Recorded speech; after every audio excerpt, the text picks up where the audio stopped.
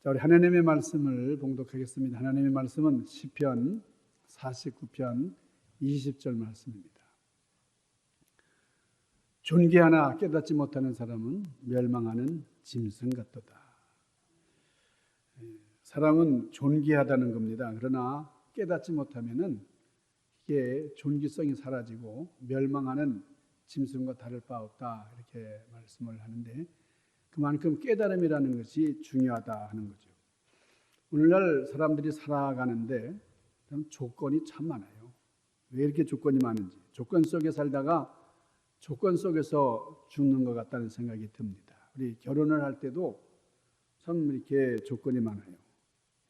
A, B, C, D, E 이렇게 5가지 조건이 있다는 거예요.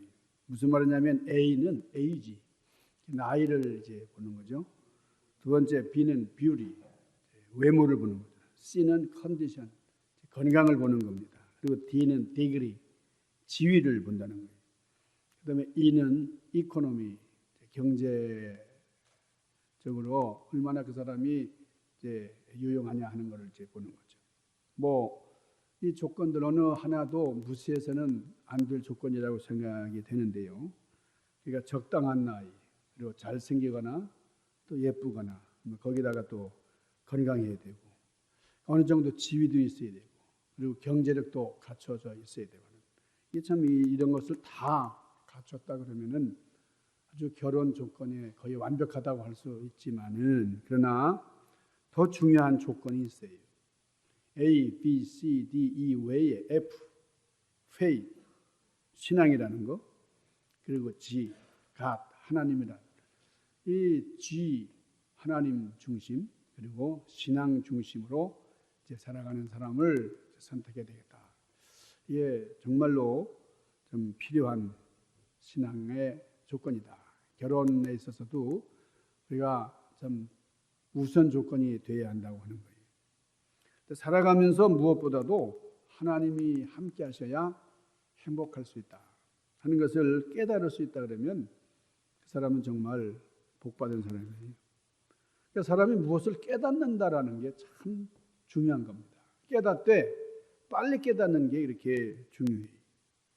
자, 오늘 본문 말씀 우리 시편 49편 20절 말씀에 그렇게 말씀을 합니다. 존귀하나 깨닫지 못하는 사람은 멸망하는 짐승 같다. 그러니까 사람과 짐승의 차이가 여러 있습니다. 그렇지만 그 사람과 짐승을 구별하는 가장 중요한 조건이 뭐냐? 그게 바로 깨달음이라는 거예요. 깨달음의 차이. 사실 우리 사람이 짐승만도 못할 때가 많아요. 짐승은 한 번 실수한 거, 한 번 자기가 잘못한 거는 2번 다시 하지 않는다는 거예요. 소는 자기가 빠진 함정에 2번 다시 빠지지 않는데, 여기 소를 길러보신 분은, 저는 소 기르는 집안에서 자라서 소를 몰고 이렇게 많이 다녔어요. 소는 한 번 빠진데 절대 안 빠져요. 이렇게 피해 다니고 그러는데요. 그런데 사람은 어떻습니까? 실수할 줄 알면서 또 그 길을 갑니다. 깨달음이라는 게 복이고, 깨달음이라는 게 힘이고, 좀 깨달음이라는 것이 참으로 중요한 우리 신앙에 유익을 주는 그런 조건이에요. 깨달음이 행동화되면은 우리 새로운 것을 창조합니다. 그러니까 사람은 깨닫는 것만큼 지혜로워요. 예수님께서는 깨달음에 대해서 많이 말씀을 하셨어요. 그리고 깨달음이 최고의 복이다, 이런 의미로 말씀을 하셨는데, 베드로가 고백을 합니다. 주는 그리스도시요 살아계신 하나님의 아들이십니다.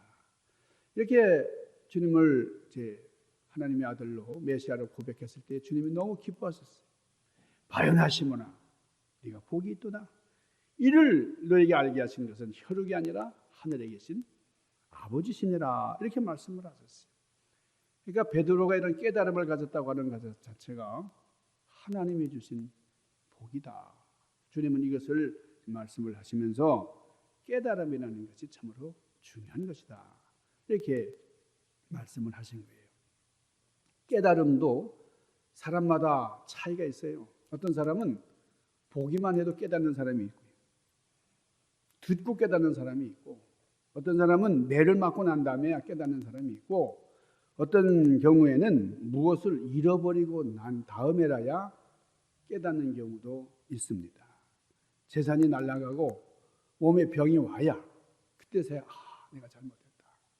그러니까 정말 늦은 깨달음이죠. 근데 아무리 해도 깨닫지 못하는 사람도 있어요. 그렇게 오랜 시간 공부했고 많은 지식을 습득했지만은 깨닫지를 못해요.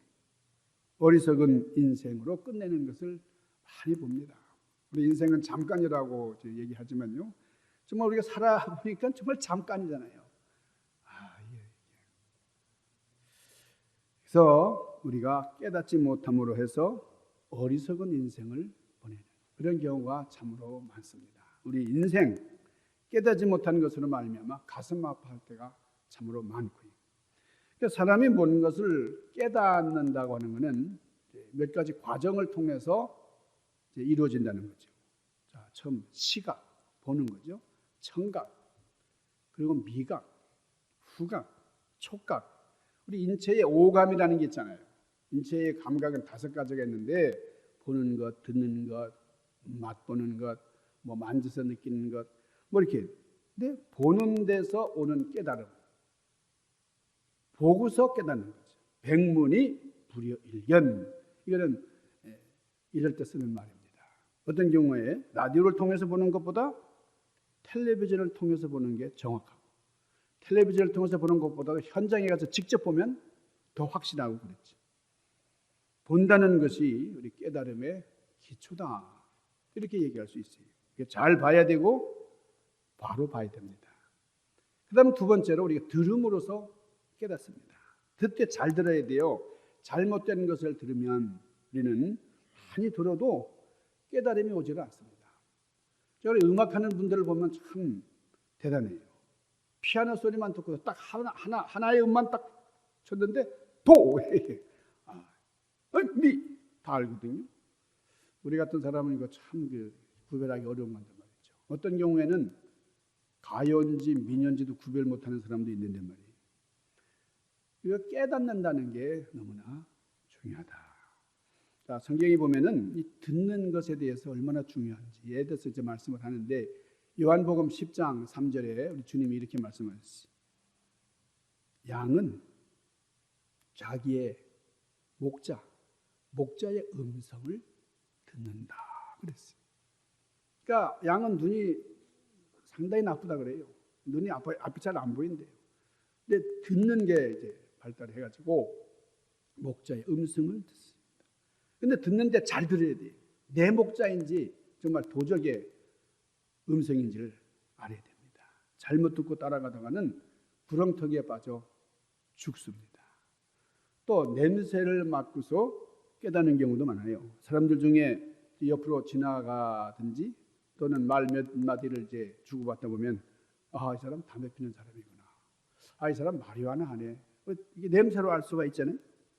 그런가 하면은 맛을 보고 깨닫기도 합니다. 눈으로 볼 때는 같은 흰색이어서 잘 모르지만은 이 맛을 보니까 이거 밀가루네, 이거 소금이네, 이거 설탕이네, 이거 알 수가 있어요. 우리가 깨닫게 되는 마지막 과정은 만져보고 깨닫는 거예요. 손끝에 눈이 달렸다 이제 그런 말이 있잖아요. 손으로 만져보고 무엇이든지 알아맞힙니다. 그 옷감을 만져봤더니 부드럽다, 물렁물렁하다, 거칠거칠하다, 이렇게 만져보고 그렇게 깨닫는 경우가 많아요. 갓 돌이 지난 어린 아이에게는 이 뜨거운 커피잔을 이제 놓고서 이게 만지지 마, 이게 뜨거운 거야, 이렇게 아무리 얘기해도 못 알아들어요. 막 그냥 가서 손을 이제 얹으려고 해요. 그런데 자기가 손을 대고서 뜨거운 거 튀고 난 다음에는 갖다 대라, 여기다 손을 갖다 대라 그래도 만지지를 않습니다. 왜요? 만져보고 깨달았거든요. 그 아이도 깨달은 거예요. 이렇게 우리 인간은 누구든지 보고 듣고 냄새를 맡고 맛을 보고 만져보는 오관을 지니고 삽니다. 그러니까 문제는 볼 줄도 알고 들을 줄도 알고 맛을 볼 줄도 알고 만져볼 줄도 알고 이렇게 느끼지만은, 그런데 깨달음이 없다. 아무리 보여줘도 깨달음이 없고요. 아무리 들려줘도 깨달음이 없고요. 아무리 만져줘도 깨달음이 없다. 이게 참으로 불행한 사람이죠. 내가 시력이 좋고 청력이 좋고 말이죠. 미각이 훌륭하고 그래도 깨달음이 없어요. 저는 불행한 거예요. 그렇다면 그거는 그 사람이 가지고 있는 코나 입이나 뭐 이런 손발 이런 거는 다 액세서리에 불과한 겁니다. 이렇게 감각기관을 통한 깨달음이 참으로 중요해요. 하지만은 그러나 그것보다 더 중요한 깨달음이 있는데 그것은 영적 깨달음이에요. 영적 깨달음. 내 신앙이 잘못 가고 있고 삐뚤어져 가고 있고 이게 막 신앙이 깨져 가고 있는데 그걸 몰라요. 하나님과의 관계가 금이 가고 있는데 그걸 몰라요. 깨닫지를 못해요. 불행한 일입니다. 우리가 영적인 눈을 떠야 됩니다. 깨달음이라는 것, 통찰력이라는 것, 지각이라는 것, 이해한다는 것, 이거는 하나님의 선물이에요. 전적인 하나님의 선물입니다. 하나님께서 마음문을 열어주실 때에 진정한 깨달음이 오고 진리를 보게 됩니다. 여러분 누가복음 22장에 보면은 참 한 미련한 사람을 만나요. 누굽니까? 베드로죠. 베드로. 여러분 예수님을 죽을 때까지 난 죽기까지 주님을 부인하지도 않겠다. 난 죽기까지 주님을 따르겠다. 아주 장담하던 베드로입니다. 예수님이 잡혔을 때는 용감하게 칼을 빼들고 말해요. 그 종의 귀까지 잘라버리는 아주 정의감에 불탔던 베드로입니다. 정말 베드로는 예수님을 지극히 사랑한 사람이었죠. 그런데 이런 베드로지만은 자 마태복음 26장 33절에 보면은 베드로가 이렇게까지 얘기하잖아요. 다른 사람이 다 주님을 버릴지라도 저는 절대 주님을 버리지 않을 겁니다. 제가 주님을 버리는 일은 없을 겁니다. 장담을 했어요. 큰 소리 쳤던 이 베드로가 그 계집종, 그 나약한 어린 계집종의 말 한마디에 무너지잖아요. 예수님을 저주하면서 그냥 부인하는 것만이 아니라 저주까지 막 해요. 그렇기 때문에 참 예수님이 끌려가는 현장에 있었지만은 멀찍이 뒤에 있었다 그랬어요. 그러니까 앞서가면은 이게 자기가 끌려갈 수도 있고 잡혀갈 수도 있고 그리고 또 안 가자니까 이게 좀 부담이 되고 말이에요. 멀찍이 있다가 혹시 주님께서 왕좌에 앉으시면은 내가 주님 옆에서 뭐 한 자리 할 것이다. 불리하면 도망가고 기적이라도 행하셔서 주님께서 보좌에 앉으시게 되면 나는 그의 수제자라고 나서려고 하는 거죠. 참으로 이기적이고 기회주의적인 그런 신앙을 소유했던 이 베드로예요. 그런데 베드로 자신도 자기가 이렇게까지 나약할 줄은 정말 몰랐어요. 근데 실상은 예수님을 몰라. 나는 그 사람 몰라. 왜 나한테 물어봐? 왜 날 모를까? 예수님을 모른다고 부인해버리는 천하의 몹쓸 인간이 되어버렸어요. 여러분 이 과정을 보세요. 자, 밤이 깊어졌습니다. 밤이 어두워지니까 사람들이 자기를 알아보지 못할 줄 알고 대제사장의 집까지 들어간 거예요. 근데 여기서 베드로가 지금 제정신이 아니라는 걸 알 수 있어요. 지금 실수하고 있습니다. 사람이 좀 당황하거나 또 좀 상황이 좀 여러 가지 어려워지면은 제정신이 아니라 그러잖아요. 이게 죄를 짓고 뭐 그럴 때는 제정신이 아니에요. 자기가 무슨 짓을 하는지 까맣게 모르는 거예요. 그러니까 죄 짓는 사람은 자기가 어떻게 하는지 잘 몰라요. 근데 죄 짓는 사람은 표가 나게 되어 있습니다. 자, 베드로를 보세요. 사람들을 피하려고 그랬으면은 불빛이 없는, 불빛이 비치지 않는 그 뒤쪽에 있어야 되잖아요. 으슥한 곳에 있어야 되잖아요. 그런데 이 모닥불 피우는 거기 앉아 있다고 하는 것은 이 베드로가 나는 이 자리를 피해야 되겠다는 생각을 하면서 거기 나가 앉은 제정신이 아니었다는 걸 알 수가 있죠. 그러니까 불을 안고 앉아 있는 베드로 얼굴이 환히 드러나 보이는 그런 상황이에요. 가만히 쳐다보고 있던 한 여종이 베드로를 알아보고 이 사람 누가복음 22장 56절에 보면 이 사람을 난 봤어. 이 사람 주목하여라고 표현했어요. 많이 쳐다보는 거예요. 표준 세번역 성경에는 이 계집종이 베드로를 많이 노려보고 그랬어요. 아주 그냥 세밀하게 쳐다보고 있습니다. 현대어 성경에는 자세히 뜯어보고 이렇게 표현을 해놨는데 이 아이가 베드로를 유심히 살피다가 기억을 더듬고 더듬다가 야, 이 사람도 예수와 함께 있던 자다. 베드로가 얼마나 당황을 했겠어요. 재빨리 부인합니다. 아니 이 여자 이거 정신 있는 거야 없는 거야? 나는 그 사람 몰라. 시치미를 띠고 도망가지도 않고 그 자리에 태연하게 앉아 있습니다. 너무나도 당연한 듯한 행동이기 때문에 다른 사람이 차마 말을 못하는 거예요. 조금 후에 또 다른 사람이 아무리 봐도 자기가 본 사람이에요. 예수님과 함께 하던 사람이에요. 이 사람은 예수와 함께 하던 무리다. 그 중에 한 사람이다. 이렇게 얘기하니까 베드로가 또 받아칩니다. 아니 이 사람이 생사람 잡겠네. 무슨 얘기하는 거예요? 당당하게 대답을 해요. 걔가 시끄러워지는 거예요. 여기저기서 베드로를 두고서 맞다 아니다 이런 의견들이 분분했습니다. 그러다가 마침내 한 사람이 와서 성경의 표현대로 이 사람 말투가 갈릴리 사람 말투잖아. 갈릴리 사람. 여기 갈릴리 사람이 없는데 갈릴리 나사렛 예수 그 갈릴리 예수와 똑같은 말투잖아. 이렇게 몰아붙이니까 베드로가 뭐라고 또 다시 맞받아칩니까? 이 사람 무슨 말 하는지 난 도무지 알 수가 없네. 나는 예수 몰라. 아무 상관이 없어. 이렇게 부인을 하는데 달기 우는 거예요. 그 순간 달기 우는 거예요. 다 울음소리를 듣습니다. 예수님이 뭐라 그러셨어요? 네가 오늘 밤 달기 3번 울기 전에 나를 부인하리라. 이 말씀이 온몸에 전율처럼 스며들어가요. 까맣게 잊어버렸던 그 말씀. 그런데 다 구른 소리에 정신이 번뜩 들은 거예요. 그래서 베드로는 나머지 여생 동안 달기 울 때마다 그냥 눈물을 흘렸다는 거예요. 자신의 영적 흑암의 밤을 생각하면서 눈물을 흘렸다는 거예요. 베드로가 깨달은 것은 내가 살아가고 있다는 것 자체가 하나님의 은혜다. 여러분, 깨닫되 일찍 깨닫는 것과 늦게 깨닫는 것은 큰 차이가 있습니다.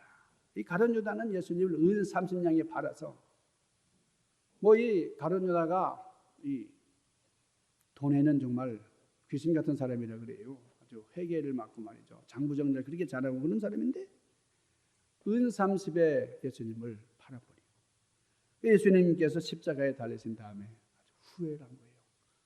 내가 잘못했다. 깨닫긴 했는데 어떻게 했어요? 유다는 자살하고 말았어요. 깨달은 다음에 회개하고 다시 돌아오고 하는 게 아니라 자살하고 말한다. 최고의 복은 깨달음입니다. 최고의 은혜도 깨달음이에요. 빨리 깨달을수록 축복이에요. 누가복음 16장에 나타난 여러분 부자와 거지 나사로 사건에도 이런 부자가 살아 생전에 깨달았으면 얼마나 좋았겠어요. 그런데 죽어서 깨달았다. 죽은 다음에 깨달은 게 이미 때는 늦으리. 안타깝게 죽어서 천국과 지옥에 있는 사실을 깨달으면 이거 그 깨달음은 소용없는 깨달음. 깨닫되 빨리 깨닫는 그것이 바로 큰 축복이다 하는 겁니다. 마태복음 13장 19절 말씀에 우리 주님께서 뭐라고 말씀하세요? 아무든지 천국 말씀을 듣고 깨닫지 못할 때는 악한 자가 와서 여기 악한 자가 누굽니까? 마귀가 와서 그 마음에 뿌려진 것을 빼앗나니 이는 곧 길가에 뿌려진 자요. 우리 마음밭에 뿌려진 이 씨앗. 그런데 길가에 다져진 이 옥토가 아닌 씨가 들어가지 못하는 다져진 땅에 뿌려진 씨는 마귀가 걷어가 버립니다. 23절 말씀에 좋은 땅에 뿌려졌다는 것. 그게 뭐냐? 그게 무슨 말씀이냐? 말씀을 듣고 깨닫는 자니. 여러분, 좋은 땅에 심겨졌다는 것, 옥토에 심겨졌다는 것은 깨닫는 마음이라는 거예요. 어떤 것은 결실을 하는데 100배, 60배, 30배로 결실한다. 주님께서 그렇게 말씀을 하셨습니다. 말씀을 들었는데 깨닫는 사람이 있는가 하면 전혀 깨닫지 못하는 사람, 이렇게 차이가 나는 거예요. 자, 사울에게 이런 깨달음이 왔을 때 사울은 바울로 변신했어요. 그런데 많은 경우에 사람들은 망한 다음에야 깨닫습니다. 근데 우리가 명심해야 할 것은 이렇게 깨닫는 은혜는 그래서 한 번만 깨달으면 되는 게 아니고 계속 깨달아야 돼요. 날마다, 시간마다 계속해서 깨달아야 된다는 것, 이거를 명심하시기 바랍니다. 자, 왜 그러느냐? 이유가 있어요. 첫째로 깨닫지 못하게 되면은 회개하지 못합니다. 왜 회개를 못합니까? 깨달음이 없기 때문에 그래요. 내가 죄 때문에 망한다는 것을 깨닫게 되면 회개하게 되죠. 근데 회개가 안 나와요. 깨달음이 없으니까. 왜 평생 예수 믿지만 그렇게 변화가 없는가? 깨달음이 없기 때문에 그래요. 깨닫지 못했기 때문에. 하나님께 불순종하면 살면은 반드시 하나님의 징계가 있다는 것을 깨달았다면 우리가 다시 그런 잘못을 안 할 텐데 말이죠. 깨닫지 못해서 바르게 살지 못하는 겁니다. 얼마나 불행한 일입니까? 자, 두 번째 이유는 깨닫지 못하면, 깨달음이 없으면 감사가 없어요. 감사하지 못합니다. 어떤 사람이 감사하지 않습니까? 하나님의 은혜와 사랑을 깨닫지 못하는 사람이에요. 예수님의 십자가 사랑을 깨달은 사람은 감사합니다. 하나님께 영광을 돌립니다. 여러분, 왜 부모에게 효도하지 않습니까? 똑같은 은혜를 받고 자라는데 자식들이 다 같지가 않아요. 부모의 은혜를 깨달은 사람이 효도합니다.